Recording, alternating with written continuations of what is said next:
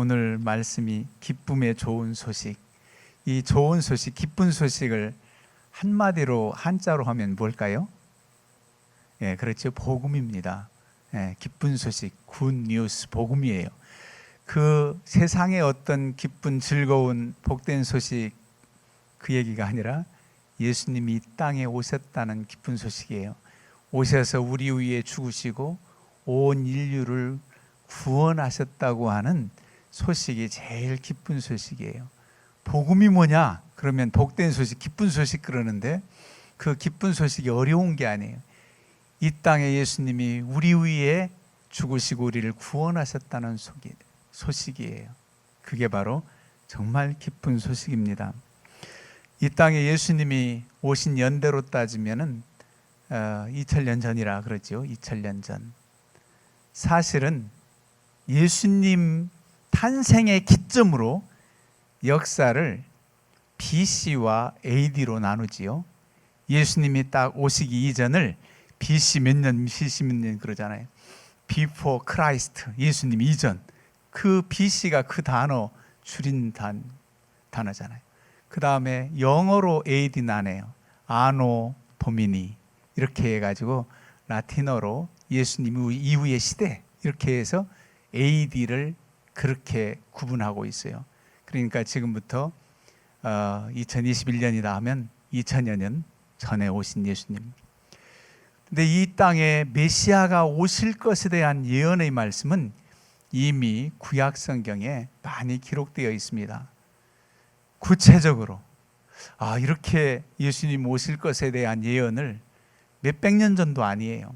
수백 년 전에. 예를 들면 미가 선지자라든가 이사야 선지자는 구체적으로 이 땅에 오실 예수님을 예언했는데 그 선지자들의 활동 시대가 700여 년 전이에요. 예수님 오시기 전 BC 700년.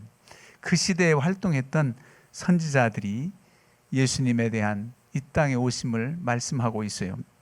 그래서 오늘 내용은 예수님이 이 땅에 오셨는데 바로 선지자의 예언대로 이루어졌다는 겁니다. 오셨다는 거예요. 한번 몇 군데 성경을 찾아보실까요? 미가서 5장 2절 미가서 5장 2절 찾았으면 한번 읽어보겠습니다. 베들레헴 에브라다야 너는 유다 족속 중에 작을지라도 이스라엘을 다스릴 자가 내게서 나올 것이라. 그의 근본은 상구에 영원에 있느니라. 너무 빨리 읽었죠. 그 다음 이번엔 천천히 같이 읽겠습니다. 이사야서 9장 한번 찾아보시지요. 이사야서 9장 6절부터 7절까지 시작. 이는 한 아기가 우리에게 낳고 한 아들을 우리에게 주신 바 되었는데 그의 어깨에는 정사를 메었고 그의 이름은 기묘자라 모사라 전능하신 하나님이라 영존하시는 아버지라 평강의 왕이라 할 것임이라. 그 정사와 평강의 더함이 무궁하며 또 다윗의 왕자와 그의 나라에 군림하여 그 나라를 굳게 세우고 지금 이후로 영원히 정의와 공의로 그것을 보존하실 것이라. 만군의 여호와 열심히 이를 이루시리라. 아멘. 한 군데 더 보겠습니다. 11장 이사야서 11장 1절부터 5절까지 같이 봉독합니다. 이새의 줄기에서 한 싹이 나며 그 뿌리에서 한 가지가 나서 결실할 것이요 그의 위에 여호와의 영 곧 지혜와 총명의 영이요 모략과 재능의 영이요 지식과 여호와를 경외하는 영이 강림하시리니 그가 여호와를 경외함으로 즐거움을 삼을 것이며 그의 눈에 보이는 대로 심판하지 아니하며 그의 귀에 들리는 대로 판단하지 아니하며 공의로 가난한 자를 심판하며 정직으로 세상의 겸손한 자를 판단할 것이며 그의 입의 막대기로 세상을 치며 그의 입술의 기운으로 악인을 죽일 것이며 공의로 그의 허리띠를 삼으며 성실로 그의 몸에 띠를 삼으리라. 아멘. 예수님께 대한 이 땅에 오심에 대한 그런 예언적인 말씀 두 군데를 읽었어요. 먼저 미가서 5장 2절은 예수님 오실 것에 대한 지명, 어느 곳에 오신다고 하는 구체적인 지명이 언급됐잖아요. 바로 베들레헴입니다. 베들레헴 에브라다야 그랬잖아요. 너는 유다족 속에 작을지라도 이스라엘을 다스릴 자가 온다. 정치적인 왕이 아니지요. 온 인류를 다스릴 왕이 내게서 나온다. 그런데 더 신묘막측한 성령의 감동으로 그러니까 예언서가 쓰여진 거지요. 그분이 누구신가? 그는 그의 근본은 상고의 영원에 있느니라.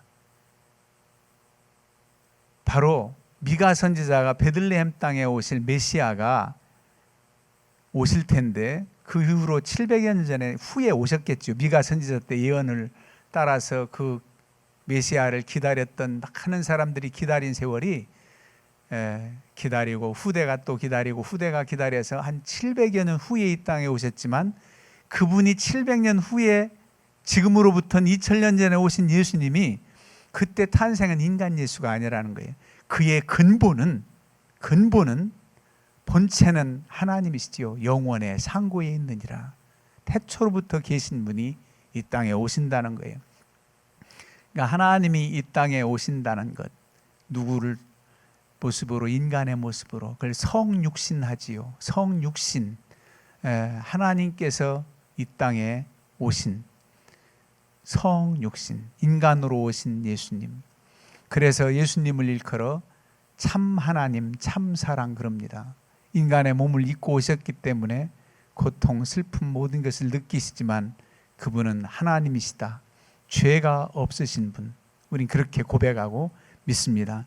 그래서 예수님께 대한 믿음은 어떻게 가져야 되냐면 이 땅의 구원주로 하나님이 인간으로 오셨다고 하는 성육신을 첫 번째로 믿어야 됩니다. 예수 그리스도는 성육신 하신 분이다. 성령으로 잉태됐다. 마리아의 몸을 통해서 이 땅에 성령으로 오셨다. 그런데 요셉, 그의 아버지 목수 요셉 가문 계보를 따라서 다윗 계보의 몇 대 마태복음 족보가 나오는데 그는 이제 그 집안에 오신 거지요. 다윗 계통 2세의 줄기에서 싹이 난다는 게 다윗 계보잖아요. 2세가 다윗 왕의 아버지거든요. 벌써 이사야 선지자는 2세의 줄기에서 싹이 난다. 그분이 바로 예수 그리스도가 이 땅에 오신다는 거거든요.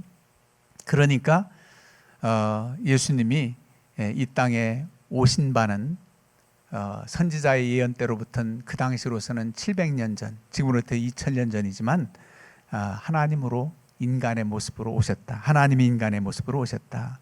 그리고 계보는 다윗 계보를 통해서 그 집안에 오셨다. 거룩하신 어머니라는 의미에서 성모 마리아의 몸을 빌어서 이 땅에 오셨다. 그건 우리는 과학적으로 생리학적으로 해석하는 것이 아니라 믿음으로써 받아들이는 겁니다. 돌들로도 아브라함의 자손을 만들 수 있는 하나님의 능력이 바로 마리아를 통해서 이 땅에 보내어진 예수 구원주라는 사실입니다. 이 사실을 믿어야 되고 그 다음에 많은 죽음이 있지만 예수 그리스도의 죽음은 대속의 죽음이에요. 죄를 지어서 죽은 것도 아니고 우리 온 인류의 죄를 대신해서 죄값을 치르느라 죽으신 예수. 그래서 대속죄가 되셨다는 겁니다. 대속제물이 되셨다는 거예요. 구약시대는 내 죄를 대신해서 저 양이나 소나 염소가 또 비둘기가 쪼개어지면서 제물로 드려질 때 내 대신 죽어가는 저 양들을 인해서 나의 죄를 용서해달라는 게 바로 속죄제 제사법이잖아요. 내 죄를 속해달라는 제사는 그렇습니다.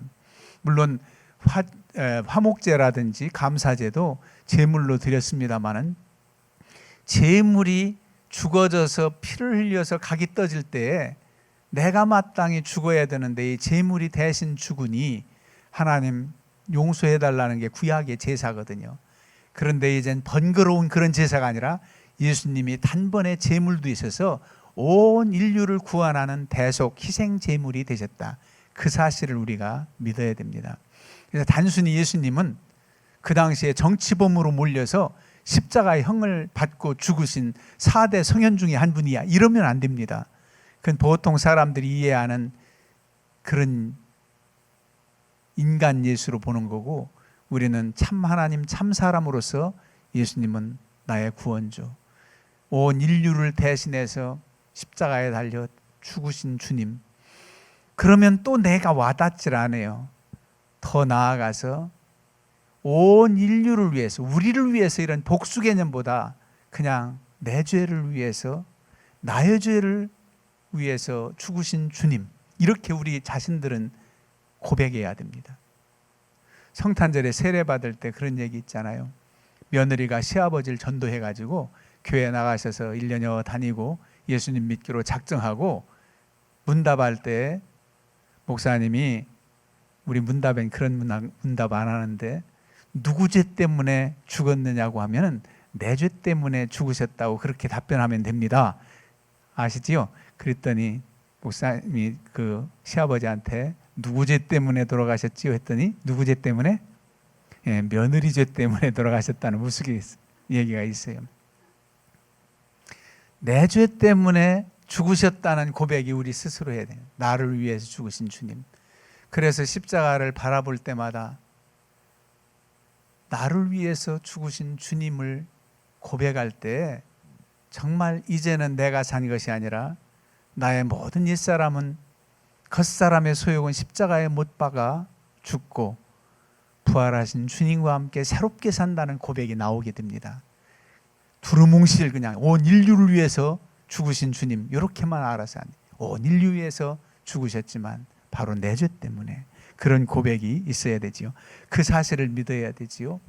그 다음에 또 한 사실은 부활입니다. 예수 그리스도에 대한 부활 사건을 믿어야 돼요. 어떻게 죽은 사람이 살아난단 말이냐? 아니라 예수 그리스도는 죽은 지 사흘 만에 부활하셨다는 그 믿음을 가져야 돼요.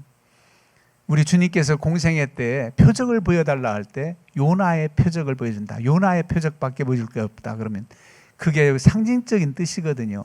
요나가 물고기 뱃속에 사흘 동안 있다가 살아나는 그 사건이 예표한 거야. 예수님 부활 사건을 예표한 거지요. 그런 말씀.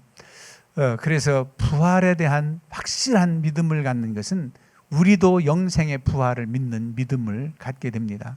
주님과 함께 하기 때문에 그런 소망이 우리에게 있다. 이 사실을 믿어야지요. 모든 구약 성경으로부터 지금까지 약속하신 말씀이 부활 사건까지 다 이루어졌고 마지막 한 가지만 주님께서 이루시지 못하고 기다리는 것이 있어요. 그게 뭐지요? 예수님께 대해서 다시 오실 예수님, 재림 예수님 이 땅에 오실 것만 남았어요. 2000년 동안 기다려도 안 오셨는데 뭘, 그래도 언젠가 오신다는 사실을 믿으면 돼요. 우리의 생명이 끝나도 언젠가는 우리 주님이 오신다는 거예요. 그날과 그 시는 몰라요. 많은 이단들이 날짜를 잡고 계산해가지고 이때쯤 온다 했는데 그렇지 않았어요. 다 빗나가니까 이상하게 영적 재림하셨다 이러고, 더 나아가서 얼마나 하나님을 욕되게 하는지 우리나라 사람들이 제일 많아요. 내가 재림 예수라 이거예요. 내가 재림 예수라. 그런데 난 그렇게 미혹되는, 설사 사람의 모습으로 이 땅에 다시 오셔서 사람들이 몰라보고 그럴지 몰라도 우리 주님은 사람들이 그렇게 몰라볼 정도 그렇게 오시지 않아요. 믿는 자들이 누구나 다 알아볼 주님으로 오시지, 어느 누가 막 어떤 목회자가 내가 재림 예수다, 내가, 그건 뭐 정상적인 목사도 아니지요. 그런데 그런 곳에 미혹되는 것은 아주 말씀의 기초를 깨닫지 못하고 나가는 거지요. 너무 안타까운 일이지요. 재림 예수, 재림 예수님만 남았어요.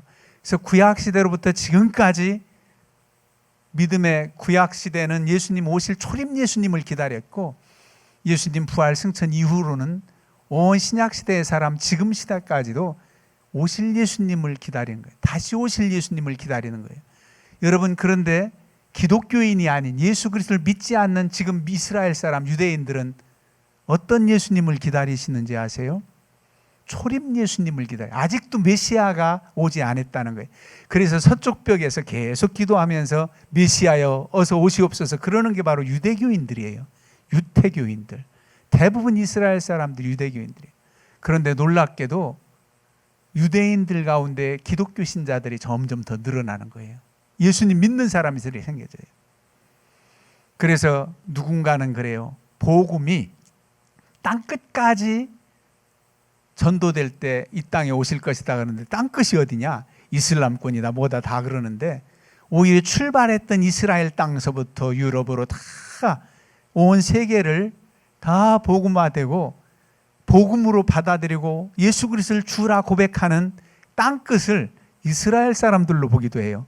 어찌 보면은 거기서부터 출발해서 한 바퀴 돌면 제일 마지막 단계가 출발했던 장소가 아니겠어요? 이스라엘. 그래서 이스라엘 사람들이 예수를 그리스도로 주로 고백할 때 주님 오실 때가 아닌가 이렇게 추정해 보는 거예요. 그럴 정도로 예루살렘과 유대와 사마리아와 땅끝까지 이르러 내 증인이 되리라. 땅끝이 어디인가? 예. 자, 그래서 지금 복음이 전해지지 않은 곳은 거의 없어요. 이제 믿느냐 믿지 않느냐 차이지요. 예수님을 믿고 싶어도 믿지 못하는 나라들이 있고 아직도 참 어렵지요. 그리고 갖은 불이익을 다 당해요. 제가 이스라엘 성지 순례 갔을 때 얼마나 기독교인들이 불이익을 당하는지 공무원도 되지 못하고 몇십 년 전이니까 지금은 모르겠네요. 공무원도 되지 못하고 여러 가지 세상적으로는 이스라엘에서 잘 나갈 수가 없는 게 기독교인들이었어요. 그렇게 완고한 유대인들이에요. 아론의 멧대손이다 그래요. 아론의 멧대손 이런 얘기를 하고 있어요. 지금까지도. 그런데 분명 예수 그리스도를 타민족 오히려 이방 족속들이 더 알고 예수님을 믿고 구원받은 역사가 있는 것은 정말 또 은혜 중에 은혜예요. 그래서 재림 예수님까지 믿는 게 예수님께 대한 믿음의 고백입니다. 성육신 초림하신 예수님, 나를 위해서 대속하신 구원주 예수님, 그리고 우리에게 부활 소망 주신 예수 그리스도, 다시 오실 예수님, 마라나타 마라나타 오 주여 어서 오시옵소서. 마라나타를 그렇게 외치고 그렇게 사모했던 초대교인들, 핍박받던 신자들, 우리 주님을 그렇게 사모했어요. 그래서 언제든지 우리는 신부된 자세로 맞이하면서 살아가는 겁니다. 내 생전에 오실지 우리 후대 때 오실지 그건 아무도 몰라요. 그날과 그 신은 몰라요. 그런데 우리는 항상 깨어있는 것만은 분명해요. 여러분들의 삶의 현장에서 주님 섬기고 충성을 다한다면 내가 이럴 때 오시든 찬송부로 예배할 때 오시든 그게 문제가 아니에요. 늘 주님과 교통하는 가운데 우리 가운데 오시지. 그래서 우리 삶을 성실하게 살아야 됩니다. 맡겨진 사명 잘 감당하고 직장 생활하는 분들은 직장에서 인정을 받고 사업하는 사람들은 주님의 심정으로 사업을 하고 그래서 하나님을 영광되게 영화롭게 하는 것이 우리 크리스찬의 사명이지요. 그래서 우리 주님이 오신 소식은 정말 기쁜 소식이다. 그래서 예수님이 예언자의 말대로 다 이루어졌다. 이 땅에 오셨고 그리고 우리 주님을 기다린 사람들에게는 소망이 되셨다. 여러분 마태복음에는 아기 예수님께 누가 찾아오지요? 먼 곳에서 동방박사들. 동방박사, 동방이 어디라고 생각하십니까?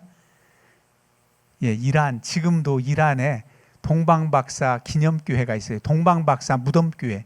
경배하고 돌아와 가지고 이곳에서 죽었다 해서 동방박사 무덤교회라고 여러분 한번 찾아보세요. 이란 동방박사 교회 하면은 그 교회 모양도 다 나와요. 이란이 이슬람권 됐는데도 그런 건 다 남겨놓았어요. 예. 다데오 기념교회도 이란 땅에 있어요. 2000년여든 그 교회가 있다는 때 여러분 얼마나 감동적이에요. 그 사람들은 관광 목적으로 해요. 그렇지만은 예수 그리스도의 그 복음 전한 것이 생생하죠. 제자들을 통해서도 그런 역사. 그래서 그들은 그래도 동방박사들 연구하고 그 먼 곳에서 와서 경배할 수 있는 여비와 보배합을 열어 황금과 유향과 몰약을 드리면서 경배했잖아요. 아, 주님께서는 이런 모습을 보면 가진 자나 없는 자나 모두가 주님께 와서 구원받을 대상인 거예요. 부자는 상관없어요. 아니죠. 가난한 사람 무시 아니죠. 그런가 하면 누가 보고 오늘 본문에는 누가 찾아와요? 우리 봉독했잖아요. 누구들이 경배하지요? 오늘 읽은 목자들. 예. 이들이 찾아와서 경배하는데 목자들은 예물이 있었을까요? 예물 준비할 수도 없겠지요. 가서 그저 천사들의 말을 듣고 가서 경배하는, 가까운 곳에 살면서 어려운 이들에게는 그저 걸어서 가깝게 가서 경배할 수 있도록 오신 예수님, 먼 곳에서 찾아와서 예수님 탄생 앞서서 별빛을 보았으니까 얼마 전에 오래전부터 700여 킬로, 이란에서 이스라엘까지 오려면 그 몇백 킬로를 미리 출발해서 와서 경배했겠죠. 태어날 즈음에 도착은 해야 되니까. 그리고 예수님이 나사렛 동네 사람 하는데 그의 고향, 아버지의 고향 요셉이 그 베들레헴이었으니까 고향으로 와서 호적 호구 조사를 해야 돼서 왔는데, 여러분 나사렛과 베들레헴 거리가 얼마인지 아세요? 이스라엘 대단히 작은 나라인데도 120여 킬로나 돼요. 그 거리를 만삭된 예수님의 어머니와 함께 베들레헴 땅에 와서 그렇게 예언자의 그 말씀대로 이루어지는 베들레헴 탄생이 되었던 것이죠. 그리고 이렇게 많은 사람들에게 소망이 되신 예수님, 그래서 기쁨의 좋은 소식이라는 겁니다. 하나님께 영광, 이 땅에서는 기뻐하심을 입은 사람들, 하나님이 기뻐하신 사람들에게 평화로다, 평화의 왕으로 오셨어요. 예수님은 제일 먼저는 누구와의 평화냐? 하나님과 우리 사이에 멀어졌던, 도저히 하나님께 나아갈 수 없는 죄인된 인간들을 다리 놓은 중보자지요. 화해자, 화목제물 되셨다는 거예요. 그래서 하나님과 화목하게 하고 담대히 하나님 보좌 앞에 나아갈 수 있는 은혜를 예수님 때문에 얻게 됐습니다. 그리고 우리 모두에게 주님이 함께 하심으로 평화를 이루어요. 아무리 생각이 달라고, 사상이 다르고 이념이 다르고, 세계 민족 얼마나 다양해 달라도 예수 그리스도 안에서 진실로 주님을 믿는다면 다 하나가 될 수 있어요. 평화를 이루어요. 여러분, 신앙생활하면서 우리 교인들도 각기 자기가 지지하는 정당도 있고 다 다를 수 있잖아요. 지지하는 정당이 다 달라요. 그렇지만 하나님 뜻이라고 한다면은 어떤 정당, 정치적인 것을 뒤로 하고 하나님 뜻을 따르고자 하는 그런 믿음이 우리에게, 누구나에게 있어야 돼요. 하여간 하나님 앞에서라면, 주님이라면 무엇보다도 최우선이어야지. 정치인들이 표 받으려고 나 이 교회 다닌다, 저 교회 다닌다, 그렇게 절에 가서는 또 합장하고, 물론 정치인이 온 국민이 가진 종교들을 다 가지고 있으니까 그 이해는 해요. 이해는 합니다만은 우리 크리스찬들이 어떤 정당을 지지한다 할 수 있어도 하나님 앞에서 하나님 뜻이라면 그것도 초월해서 하나님 뜻을 따를 수 있는 그런 열정이 필요하단 말이죠. 여러분들은 하나님 중심으로 하나님이 기쁨이 되는 그런 믿음의 삶을 살아서 또 하나님께 영광 돌리고 많은 사람들에게 그리스도의 선한 영향력을 끼쳐서 그들이 주님께 돌아오는 역사가 많아지기를 주님의 이름으로 축원합니다.